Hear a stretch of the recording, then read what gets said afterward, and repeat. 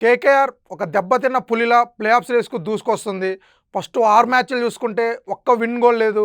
6 మ్యాచ్‌లో 5 మ్యాచ్‌లు ఓడిపోయింది. ఒక మ్యాచ్ వర్షం వల్ల వాళ్ళకొక పాయింట్ వచ్చింది. ఫస్ట్ 6 మ్యాచెస్‌లో ఒకే ఒక్క పాయింట్‌తో లాస్ట్ పొజిషన్‌లో ఉంది. కానీ ఆ తర్వాత ఆడిన 7 మ్యాచెస్‌లో 6 మ్యాచ్‌లు గెలిచింది. 6 మ్యాచ్‌లు మొత్తం చూసుకుంటే ఒకే ఒక్క మ్యాచ్ ఆర్‌సీబీ మీద ఓడిపోయింది. కానీ మిగిలిన 7 మ్యాచ్‌లో 6 మ్యాచ్‌లు గెలిచి ఇప్పుడు టోటల్‌గా 13 మ్యాచ్‌లు ఆడి 13 పాయింట్లతో టేబుల్ 6 పొజిషన్‌కి వచ్చింది. పంజాబ్ కింగ్స్ చూసుకుంటే వాళ్ళది టోటల్ రివర్స్. ఫస్ట్ మ్యాచ్‌లు అన్నీ గెలిచి తర్వాత వరుసగా 6 మ్యాచ్‌లు ఓడిపోయారు. ఇప్పుడు ఇద్దరు సేమ్ పాయింట్లతో ఒకళ్ళు 5th పొజిషన్‌లో ఒకళ్ళు 6th పొజిషన్‌లో ఉన్నారు. కేకేఆర్‌కి నెక్స్ట్ మ్యాచ్ ఢిల్లీతో ఉంది. అది కూడా గెలిస్తే వాళ్ళు ప్లే ఆఫ్స్ రేస్‌లో ఇంకా ముందుకు దూసుకొస్తారు. మ్యాచ్ విషయానికి వస్తే ముంబై కెప్టెన్ హార్దిక్ పాండ్యా మళ్ళీ తిరిగి వచ్చాడు. తనకే కెప్టెన్సీ ఇచ్చారు.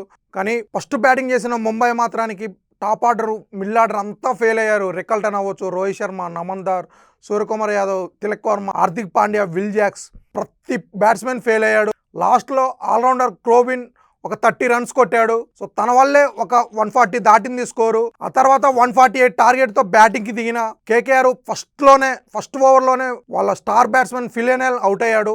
ఫస్ట్ ఓవర్లో 2 4లు కొట్టాడు. కానీ ఎడ్జ్ తీసుకొని క్లీన్ బౌల్డ్ అయ్యాడు. ఇక ఆ తర్వాత మనీష్ పాండే బ్యాటింగ్కి వచ్చాడు. మనీష్ పాండేకి చాలా సంవత్సరాల తర్వాత ఫస్ట్ టైం ఈ సీజన్లో అయితే ఫస్ట్ టైం తనకి బ్యాటింగ్ చేసే ఛాన్స్ వచ్చింది. ఆ ఛాన్స్ని తన సీనియారిటీ వాడుకొని 100% తను ప్రూవ్ చేసుకున్నాడు. సో టార్గెట్ చాలా తక్కువ ఉండడంతో తను కూడా చాలా చూసుకొని ఆడుతూ 33 బాల్ ఆడి 45 రన్స్ కొట్టాడు. కెప్టెన్ అజింక్య రహానెతో ఒక విన్నింగ్ పార్ట్నర్షిప్ ఇచ్చాడు. అండ్ తర్వాత పోవెల్ వచ్చి తను కూడా సూపర్గా ఆడాడు. మనీష్ పాండే అవుట్ అయిన తర్వాత గ్రీన్ అవ్వచ్చు అండ్ అలాగే ఇంకొక స్టార్ బ్యాట్స్మెన్ రిక్కు సింగ్, ముగ్గురు బ్యాక్ టు బ్యాక్ త్వరగా అవుట్ అవడంతో మళ్ళీ ముంబై పుంజుకుంది, వాళ్ళు గెలుస్తుందేమో అనుకున్న టైంలో పోవెల్ సూపర్ ఇన్నింగ్స్తో కేకేఆర్ని గెలిపించాడు. మనీష్ పాండేకి ఇందాక చెప్పినట్టు ఫస్ట్ టైం దానికి ఈ సీజన్లో బ్యాటింగ్ చేసే ఛాన్స్ వచ్చింది. కానీ ఫస్ట్ బ్యాటింగ్ చేసే ఛాన్స్ రాగానే తను super innings Audi man of the match గెలిచాడు. తనకే మ్యాన్ ఆఫ్ ది మ్యాచ్ వచ్చింది.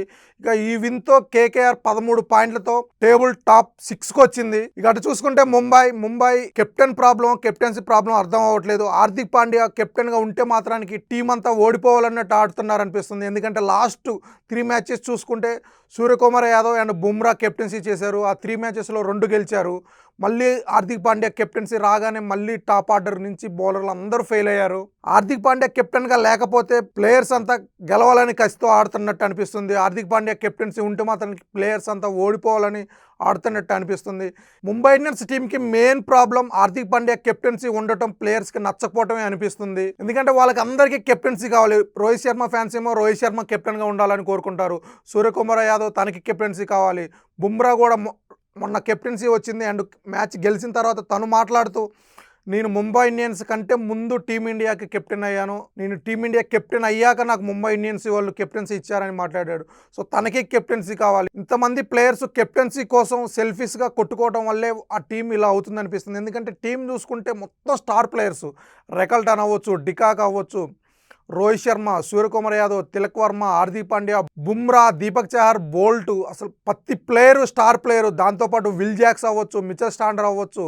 వాళ్ళ కంట్రీస్కి ఎలా ఆడుతున్నారో చూస్తున్నాం. మిచెల్ స్టాండర్ అయితే న్యూజిలాండ్ కెప్టెన్, విల్ జాక్స్ అయితే T20 వరల్డ్ కప్లో ఇంగ్లాండ్కి తనే కీ ప్లేయరు అండ్ అలాగే ఆర్సీబీలో ఉన్నప్పుడు తను సూపర్గా ఆడాడు.